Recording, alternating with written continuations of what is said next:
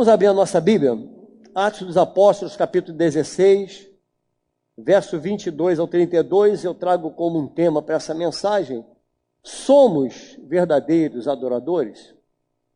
Nós precisamos pensar nisso um pouquinho. O que é ser um verdadeiro adorador, né? Eu creio que essa palavra vai tratar um pouquinho conosco sobre ser um verdadeiro adorador. Diz a palavra do Senhor em Atos, capítulo 16, verso 22 ao 32. Levantou-se a multidão, unida contra eles, e os pretores, rasgando-lhes as vestes, mandaram açoitá-los com varas. E depois de lhes darem muitos açoites, os lançaram no cárcere, ordenando ao carcereiro que os guardasse com toda a segurança. Este, recebendo tal ordem, levou-os para o cárcere inferior e lhe prendeu os pés no tronco. Por volta da meia-noite, Paulo e Silas oravam e cantavam louvores a Deus. E os demais companheiros de prisão escutavam. De repente, sobreveio tamanho terremoto que sacudiu os alicerces da prisão. Abriram-se todas as portas e soltaram-se as cadeias de todos. O carcereiro despertou do sono e, vendo abertas as portas do cárcere, puxando da espada, ia suicidar-se, supondo que os presos tivessem fugido. Mas Paulo bradou em alta voz: não te faças nenhum mal, que todos aqui estamos. Então o carcereiro, tendo pedido uma luz, entrou precipitadamente e, trêmulo, prostrou-se diante de Paulo e Silas. Depois, trazendo-os para fora, disse: senhores, que devo fazer para que seja salvo? Responderam-lhes: crê no Senhor Jesus e será salvo tu e tua casa. E lhes pregaram a palavra de Deus e a todos os de sua casa. E lhes pregaram a palavra de Deus de todos de sua casa. Pai, estamos diante da tua palavra, Deus. E eu creio, Senhor, que tu tens algo mais a tratar conosco. Muito obrigado, Senhor, porque a tua palavra ela é viva, eficaz, penetrante, cortante, Senhor. Muito obrigado porque ela corta dos dois lados. E eu lhe peço, Espírito Santo, que eu não fique fora disso, mas que o Senhor possa estar tratando comigo, Senhor, através da tua palavra, assim como tratar da sua igreja. Pois te damos total liberdade nesse lugar e não damos liberdade a nenhum outro espírito se quer manifestar aqui. Porque esse lugar é santo, é consagrado ao Senhor. Fale conosco, nos abençoe. Em nome de Jesus. Amém. Podem sentar, irmãos. Mas a palavra do Senhor, ela diz lá em João, capítulo 4, no verso 23... mas vem a hora e já chegou em que os verdadeiros adoradores adorarão o Pai em espírito e em verdade, porque são estes que o Pai procuram para seus adoradores. Eu, quando olho essa palavra, eu penso, irmãos, que se Deus está procurando verdadeiros adoradores, é porque existem os falsos. Então Deus, ele procura aquele que é verdadeiro. E também quando ele diz que ele procura o verdadeiro, está claro para mim que não se acha em qualquer lugar. É como se fizesse uma procura minuciosa. Vamos supor que você esteja no meio de um culto, mais de 1000 pessoas, e o Senhor estivesse ministrando essa palavra, que Ele está à procura de verdadeiros adoradores. É sinal que adoradores não nascem em árvore, não brotam nas árvores. Ele está à procura. Assim como eu creio que Ele está à procura nesse lugar de verdadeiros adoradores, mas que o adore em espírito e em verdade. Não somente adore em espírito, mas também adore em verdade. Portanto, queridos, se ele procura, é porque isso hoje está muito raro. Nos nossos dias está muito raro você ouvir e ver um verdadeiro adorador. Não seria comum nos nossos dias, lamentavelmente. Nós chegamos a uma época em que nós temos muitos cantores. Hoje tudo é moda, a moda hoje é gospel. Você canta um pouquinho, já sabe tocar um violão, já vai lá, eu sou cantor gospel. Mas só que o Senhor não está procurando cantor. Ele diz: olha, eu não quero cantor, eu não quero músico, eu não quero música, eu quero adoração. Eu quero o verdadeiro adorador. E verdadeiros adoradores não é muito comum, queridos. Lamentavelmente, ele não está se referindo aqui à música. Não fique ofendido por isso. E música, não é música que ele está se referindo. Porque todo mundo hoje está cantando alguma coisa. Você vai em qualquer igreja hoje, é louvor, é cantoria, é música, né? Então não é bem de música que o Senhor está falando. A adoração para Deus vai muito além do que louvor, irmãos. Vai muito além daquilo que você se prepara, por exemplo, um domingo, né, filhão? Prepara um domingo inteiro, não, vamos louvar. Mas vai muito mais além do que isso. Porque a palavra do Senhor, ela diz lá em Hebreus 13:15, preste bem atenção nisso. Por meio de Jesus, pois, ofereçamos a Deus sempre sacrifício de quê? De louvor, que é o fruto de lábios que confessam o seu nome. Portanto, irmãos, não está falando aqui de cantoria. A verdadeira adoração, Deus extrai do outro depois do meu serviço prestado em benefício ao próximo. Depois que eu presto serviço a você, depois que eu sirvo a você, a partir dali o Senhor olha a adoração. Porque o que é mais importante para Deus é eu amar a Deus sobre todas as coisas e ao próximo como a mim mesmo. Se eu amo a Deus, se eu adoro a Deus, eu preciso ser útil a você. E isso é adorar a Deus sobre aquilo que eu realizo, sobre aquilo que nós realizamos. Como era a igreja quando a igreja começou? Como foi o princípio da igreja? É fácil entender isso. Quando você abre em Atos dos Apóstolos, a gente já começa a perceber como era a igreja da adoração, a igreja que servia a Deus. Atos capítulo 2, verso 42 ao 47, vai dizer assim: e perseveravam, ou seja, eles eram incansáveis, perseveravam aonde? Cadê tua Bíblia aí, irmão? Está contigo aí? Na doutrina dos apóstolos, na palavra. Aqui tem a doutrina dos apóstolos, os ensinos dos apóstolos. Então eles perseveravam na doutrina dos apóstolos, na comunhão e no partir do pão. Em cada alma havia o que, irmãos? Temor. Será que nós temos visto isso hoje, irmão? Em cada alma. Será que há realmente temor em cada alma? E muitos prodígios e sinais eram feitos por intermédio dos apóstolos. Aí segue a palavra: todos os que creram estavam juntos e tinham tudo o quê? Em comunhão. Eram tudo em comum, eles viviam em comunhão. E aí diz a palavra: vendiam as suas propriedades e bens, distribuindo o produto entre todos, à medida que alguém tinha o quê? Necessidade. Então era uma igreja que ela auxiliava, ela dava assistência ao necessitado, ela tinha olhos para o necessitado. Isso é importante. Isso é adorar a Deus. É quando você olha para o necessitado e você serve ao próximo. Olha só a palavra do Senhor, diz no verso 45. Vendiam as suas propriedades e bens, distribuindo o produto entre todos, à medida que alguém tinha necessidade. Diariamente, perseveravam unânimes no templo. Era oração diária, todos os dias na presença do Senhor. E segue a palavra. Diariamente no templo, partiam pão de casa em casa e tomavam as suas refeições com alegria e singeleza de coração, louvando a Deus e contando com o quê? Com a simpatia de quantos? Todo o povo. Ele contava com a simpatia de todo o povo. Enquanto isso, ou seja, enquanto tudo isso acontecia, adoração, serviço, prestar ao próximo, ajuda ao próximo. Enquanto a igreja fazia tudo isso, o Senhor acrescentava-lhes dia a dia os que iam sendo salvos. Essa igreja, ela caiu na simpatia do povo. O povo olhava para a igreja e ela via seriedade da igreja. Irmão, seja sincero, com toda honestidade. Se não servimos a ninguém, será que nós estamos adorando realmente a Deus? Se nós não servimos ao próximo, será que isso é adoração? Como é que está a sua relação com o teu próximo? Como está a nossa relação?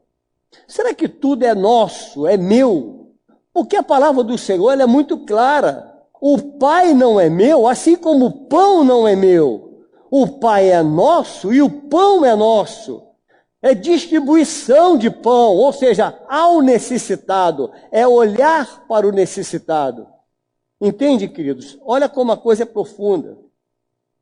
Quem hoje confia em crente, irmãos? Seja muito sincero. Quem é que hoje tem confiança em crente? Eu estava conversando com a irmã e falei assim, olha, a coisa mais difícil hoje para mim é dizer eu sou pastor. Difícil, pastor, porque você olha tanto escândalo aí fora. Sabe, aí você diz assim, eu sou pastor, alguém já te olha assim, opa, peraí, já segura a carteira, né? Assim, meu Deus, vai pedir alguma coisa. É verdade, irmão. Eu estou lhe falando sério, é furada. É furada. Por quê? Por causa dos escândalos. Quem é que gosta de crente hoje, irmão? Quem gosta de crente? Quem é que acredita em crente? Hoje, se você for, eu já falei aqui, falei até na escola bíblica. Eu quando ia assinar um documento lá em Friburgo para fechar um negócio lá do imóvel que eu ia alugar, alguém me alertou, não bote que você é pastor. Olha que coisa. Eu falei, meu Deus, o que eu vou fazer na minha vida? Eu sou pastor. Não ponha, se você disser que é pastor, não vão te alugar. Você gosta de ouvir isso, irmão? É horrível isso, queridos.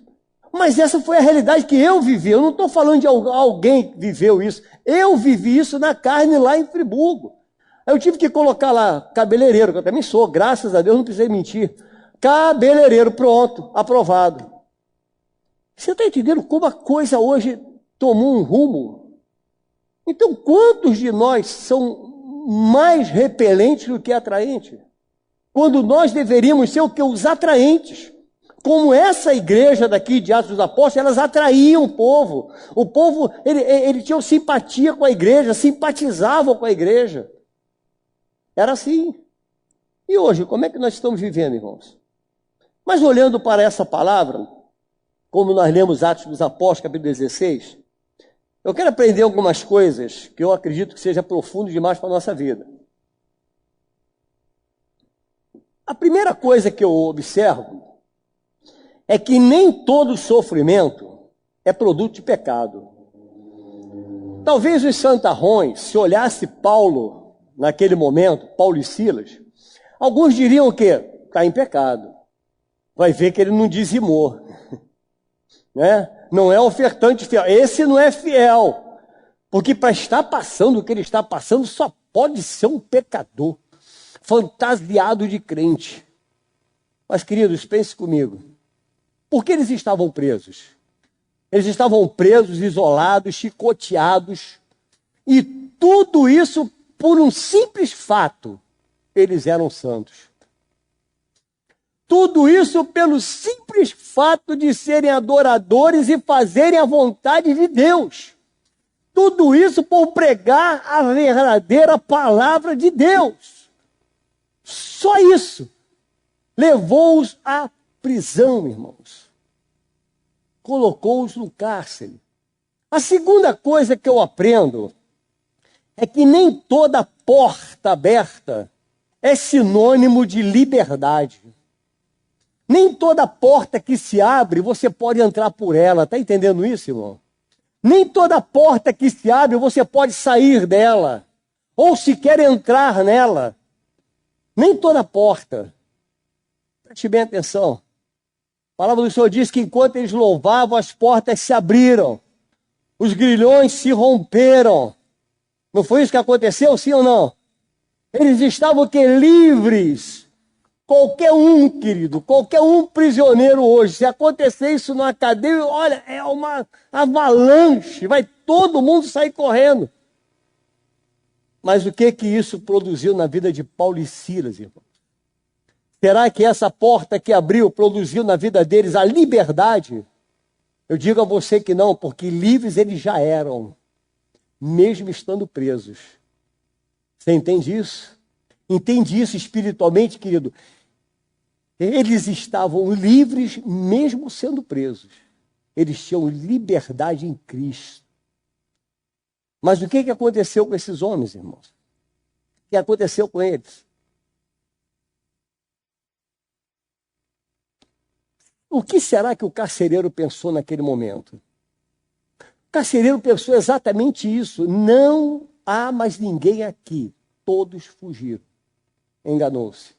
Porque lá estava Paulo e Silas. Deus abriu a porta milagrosamente, mas uma coisa a gente precisa pensar nessa palavra.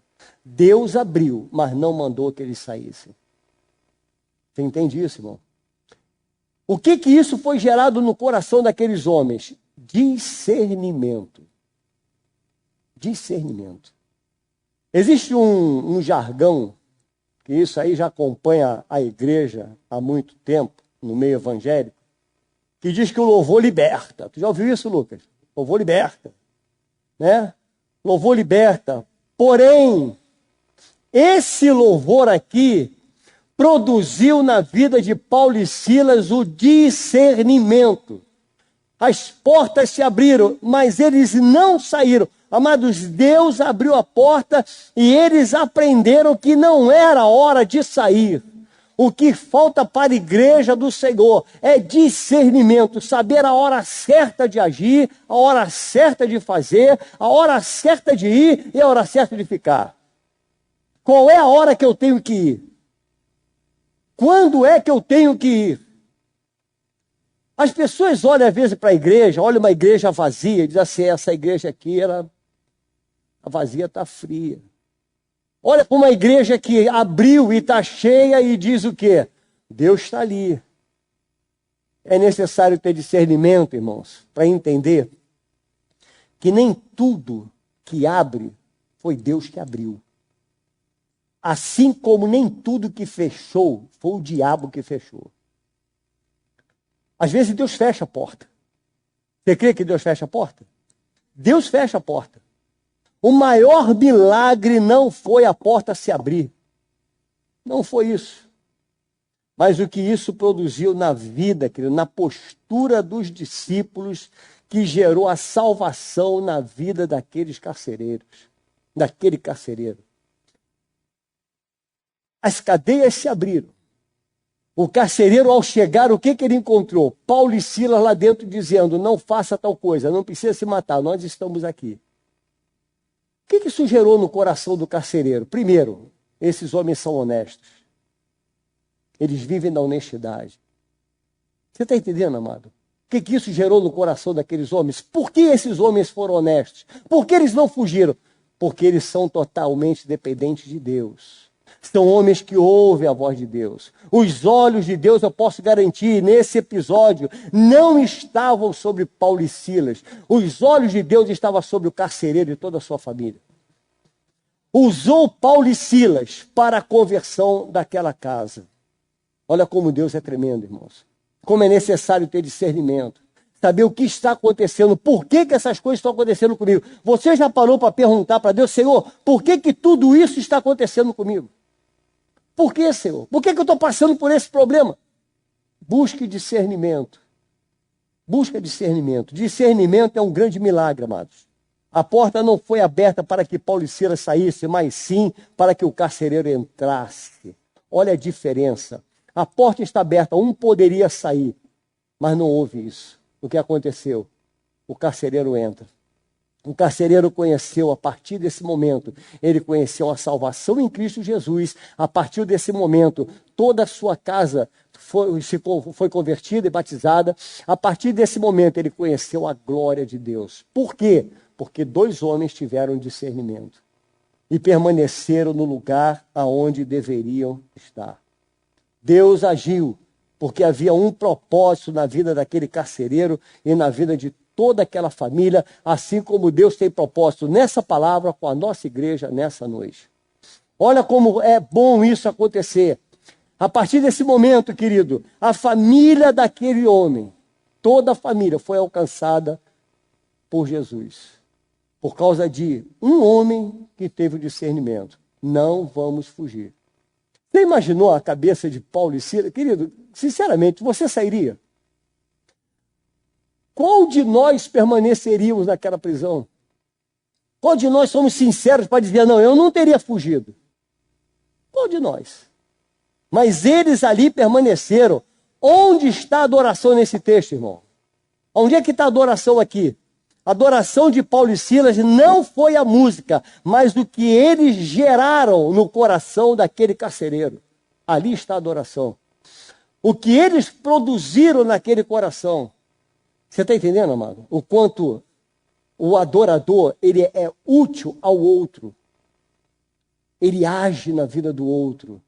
Ele tem olhos para fora, ele tem olhos para dentro, ele sabe o que está acontecendo. Ele é um ajudador, um abençoador. Atos dos Apóstolos, capítulo 16, verso 30 e 31, vai dizer, depois, trazendo-os para fora, diz, senhores, que devo fazer para que seja salvo? O que eu devo fazer? O que eles responderam? Crê no Senhor Jesus, será salvo tu e tua casa. O que salvou não foi a música, mas a postura daqueles que cantavam. A postura de Paulo e Silas foi que salvou aquela família. Nós permanecemos aqui. Não se preocupe. Ninguém fugiu. Olha que coisa tremenda nesse texto. Mas eu quero pensar em nós, discípulos do Senhor, irmãos. Precisamos hoje de mais salvação ou nós precisamos de discernimento? Seja sincero. Salvo nós já somos. O que nós precisamos? Discernimento. É o que falta para a igreja, querido. É discernimento. Discernir. Saber a hora certa de agir. Saber a hora certa de ir, saber a hora certa de ficar. O que falta a nós é discernimento. Hoje tem crente brigando por muita coisa, até por oportunidade na igreja. Já viu isso, pastor? Briga por muita coisa. Como se isso fosse o principal na vida das pessoas. Mas o principal é o discernimento. O que adianta, querido, nós estarmos aqui sem discernimento de espírito, sem discernir aquilo que Deus quer para a nossa igreja. Hoje eu entendo por que o meu pastor está aqui, por que ele demorou tanto, quanto tempo ele demorou para ungir um homem a pastor. Por quê, pastor? Eu ficava pensando, falei, meu Deus, não é possível. Hoje eu entendo, meu pastor, e te respeito. É discernimento. Porque tudo tem o tempo certo, irmãos. Tudo tem o tempo de Deus. Quando nós fazemos as coisas fora do tempo de Deus, sem discernimento, está tudo errado. As portas foram abertas, a porta do cárcere estava aberta, mas não estava aberta para saírem. Aquela porta foi aberta para que o carcereiro entrasse. Olha a diferença. Isso só foi possível porque aqueles homens tiveram discernimento de ficar e permanecer no mesmo lugar. Se o que você faz é para a glória de Deus, irmãos, faça com excelência, faça com discernimento. Busque em Deus, Senhor, o que eu devo fazer? O que o Senhor quer para a minha vida? O que o Senhor deseja para o meu ministério? O que o Senhor tem para mim? O que o Senhor tem para a minha igreja? Você já parou para perguntar a Deus, sinceramente, o que você está fazendo aqui nesse lugar? Não, eu estou aqui porque eu sou membro da igreja, eu tenho uma carteirinha, o pastor me deu uma carteirinha, eu até passei pelas águas batismais. Acabou aí, irmão? Acabou no batismo? O que eu acho interessante no batismo é quando Jesus foi batizado. A palavra do Senhor diz que ele saiu logo das águas, porque ele tinha algo a fazer, tinha uma obra a cumprir. E seja sincero no teu coração, o que você está fazendo aqui? O que você está fazendo aqui? Você já buscou discernimento? Saber o que Deus tem e quer da sua vida nesse lugar? Amado, essas portas não estão abertas à toa. Ela não está aberta aqui só para a gente cantar louvores, tira oferta, dízimo e tal, e manter a luz acesa, faz festividade. Deus tem algo mais na tua vida, irmão. Deus tem algo mais, Deus tem propósitos tremendos na tua vida. Agora, o que você precisa é buscar em Deus, Senhor, aonde eu vou me encaixar aqui? Será que o Senhor tem isso para mim ou não? O que o Senhor tem para mim nesse lugar? As portas estão abertas. O que o Senhor tem para mim aqui, Senhor? O que Deus tem conosco? Adoração produz discernimento. E se ela for ministrada por quem não é adorador, só produz arrepios, irmãos. A gente às vezes só louva e sempre os negócios, e isso não posso dizer a você que diz respeito à adoração. Então a gente precisa entender o que Deus quer tratar conosco. Culto não é sensitivo. O culto ele é racional. O pastor até de vez em quando ele prega e fala, tem gente que sente os arrepios, acha, ai, Deus sai desse lugar. Não, você pode estar com frio, o ar-condicionado pode estar um pouco gelado. Você sentiu foi um frio. Porque o culto ele é racional. A palavra do Senhor diz, em Romanos 12:1, rogo-vos, pois, irmãos, pelas misericórdias de Deus.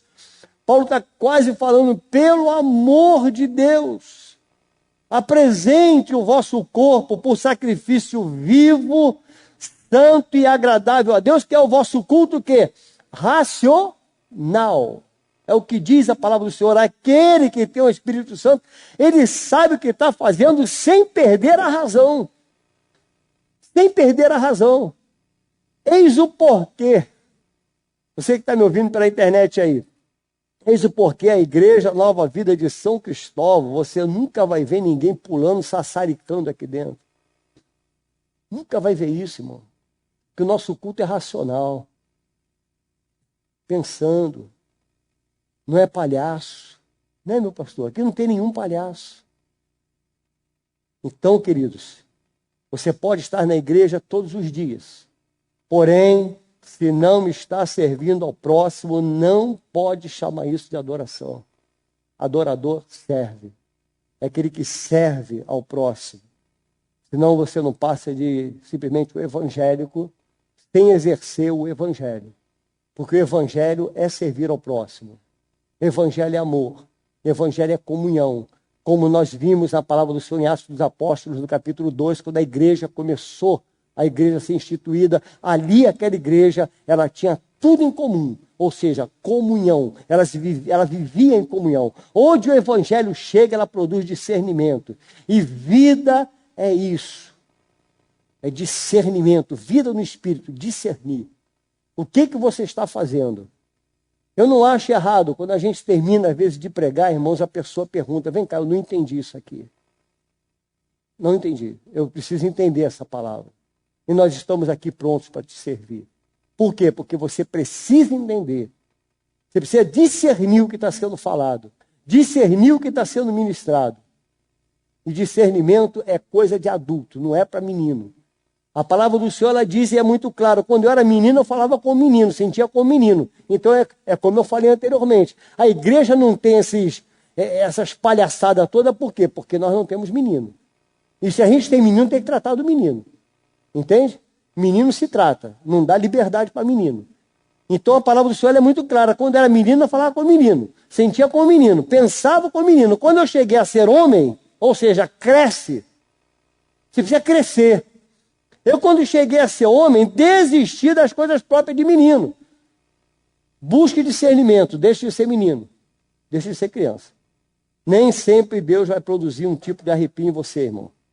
Porém, ele vai falar sempre, mas poucos são os ouvidos que ouvem. Por isso que João escreveu, lá em Apocalipse, ele escreveu as epístolas dizendo, ao que tem ouvidos. Por quê? Porque a igreja dos últimos dias, ela perderia exatamente a sensibilidade auditiva. Ela perderia essa sensibilidade. E se perdeu a sensibilidade auditiva, como é que fica a fé? Se a fé vem pelo ouvir. Se a fé vem pelo ouvir, eu não estou ouvindo, como é que fica a fé? Aí a palavra do Senhor diz, quando o Senhor voltar, achará fé na terra? O povo não ouve. Se não ouve, não tem fé. Como é que Deus vai achar fé na terra se esse povo não está escutando mais? Então, a primeira coisa que nós precisamos, irmãos, é ter ouvidos para a palavra de Deus. Ter ouvidos para Deus. Eu quero encerrar essa palavra. Hoje eu quero ministrar bem pouco, porque eu quero mais orar por você, orar pela tua vida, pela tua casa, pela tua família. Nós precisamos de discernimento para quê, querido? Para entender que as adversidades não podem impedir os propósitos de Deus na minha vida. As adversidades, as lutas que Paulo e Silas estavam passando, não interrompeu o propósito de Deus na vida deles. Deus tem propósito na tua vida, não importa o deserto que você está. Deus tem propósito e os propósitos de Deus vão se cumprir na tua vida. Só quem pode impedir isso é você mesmo. Só nós podemos impedir com a nossa incredulidade, com a nossa desobediência, mas Deus continua com propósito. Deus tem propósito. Os planos dele não poderão ser frustrados. Você sim frustra o sonho de Deus na tua vida. Como, pastor? Se você desobedecer a palavra de Deus, não der ouvidos à voz de Deus, não discernir aquilo que Ele tem para a sua vida, o que Ele quer para a sua vida, tomar decisões precipitadas, nós vamos interromper o agir de Deus na nossa vida. Agora, quando eu digo, tu és o meu Deus e meu Senhor, as coisas acontecem. Eu sei que Ele é o meu Deus, se eu sei que Ele é meu Senhor, a minha vida é dirigida por Ele. Você está entendendo isso, amado? A sua vida é dirigida pelo seu Senhor. Ele tem o senhorio da sua vida. As promessas de Deus não são para crentes camaleão, irmão. Crente que muda de acordo com as circunstâncias.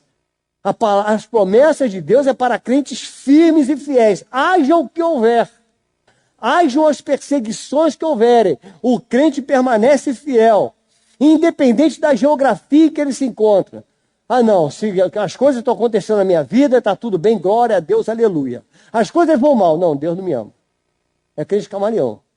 Entende? Fica oscilando. Né? Nasce uma criança, glória a Deus, aleluia. Morre uma criança, Deus é mau.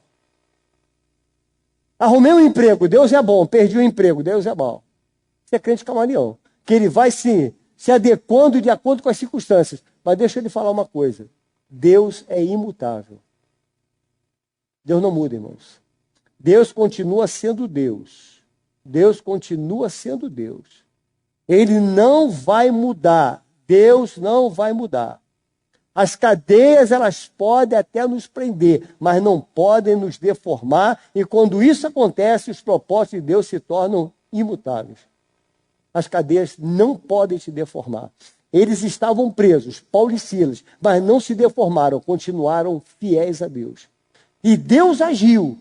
Deus agiu na vida de Paulo e Silas. Foram fiéis ao Senhor até o final. Até o final. E eu lhe pergunto, amada igreja, você está pronto para ir até o final com o Senhor? Haja o que houver, sim ou não? Pense na resposta.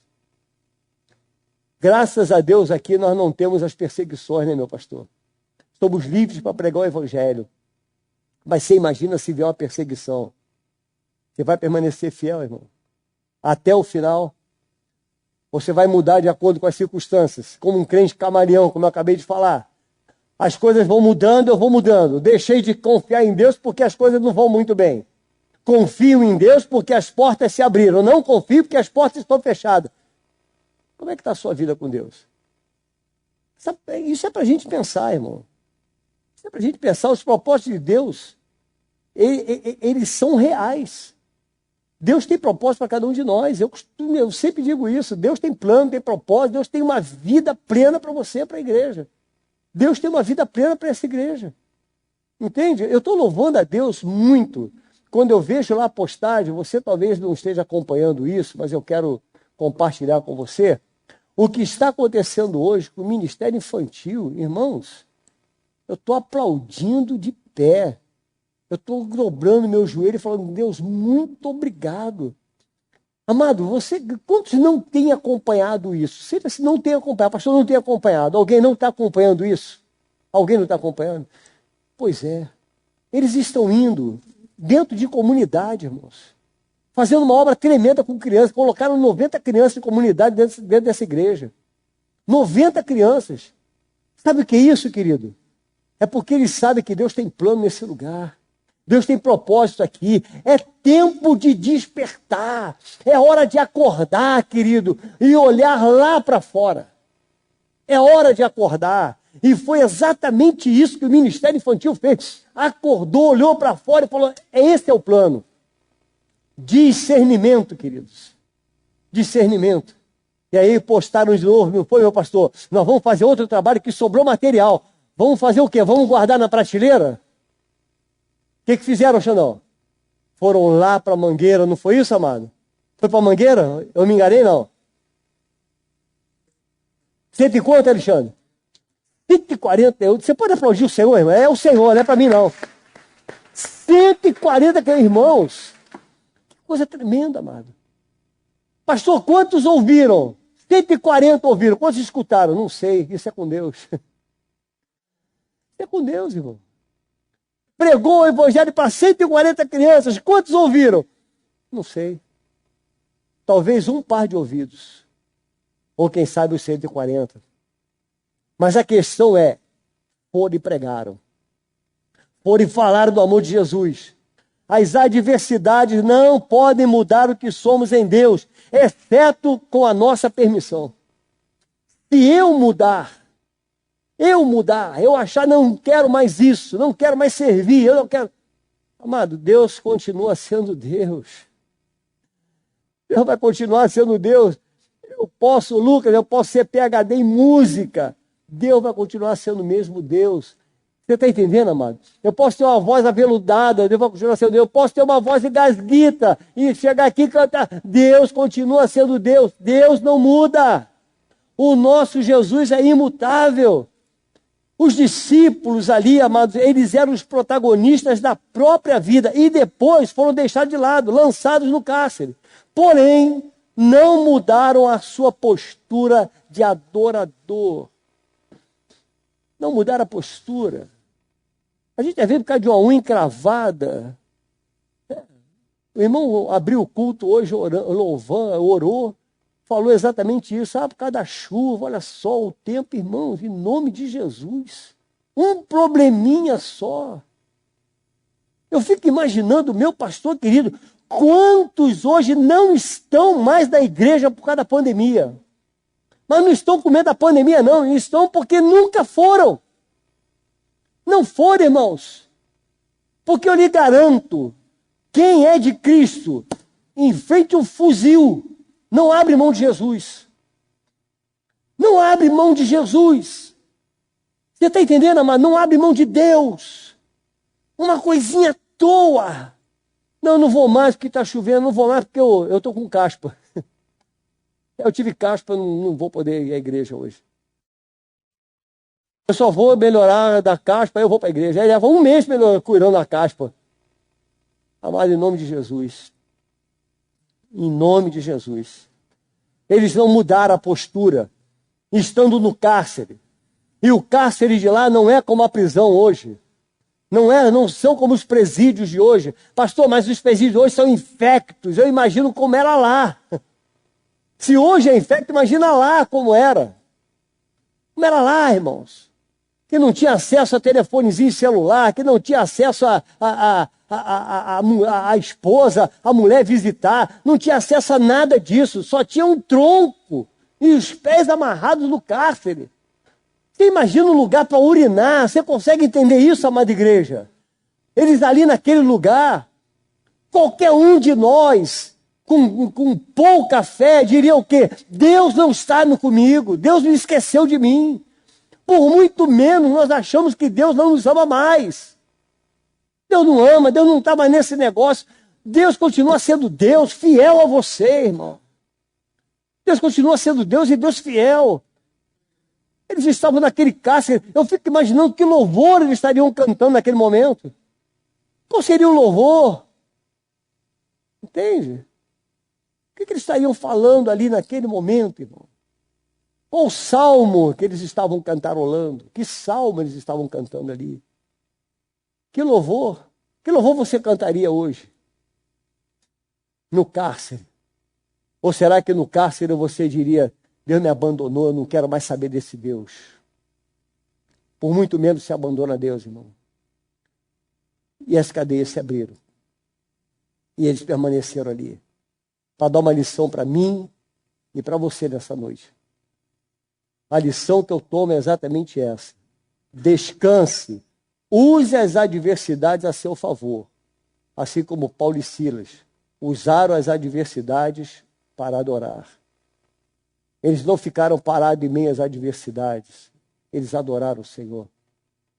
E esse adorar a Deus, preste bem atenção, irmão. Quando eles louvaram ao Senhor, a maior adoração de Paulo e Silas foi quando aquele carcereiro entrou ali dentro e ele falou assim, crê no Senhor Jesus, será salvo tu e tua casa.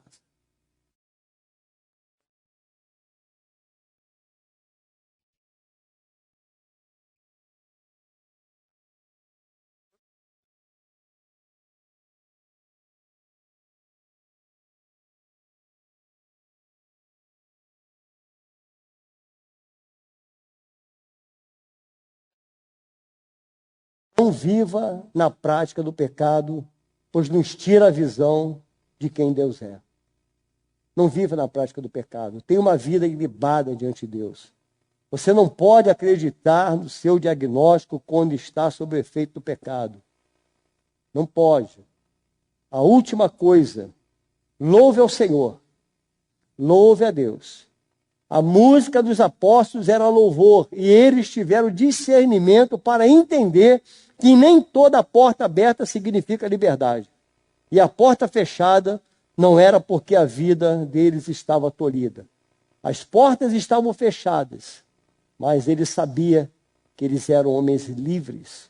Mesmo em meio à prisão, eles estavam em liberdade. A liberdade maior. Você quer ter liberdade? É vida com Deus, querido. É vida diante de Deus. Vida no altar. E eles tinham uma vida no altar. Por isso o milagre aconteceu. Quando o carcereiro entrou, que olha para aqueles homens, ele viu Deus na vida de Paulo e Silas. Qual seria o louvor que eles estavam cantando? Qual seria o louvor, Lucas? Eu não tenho a mínima ideia.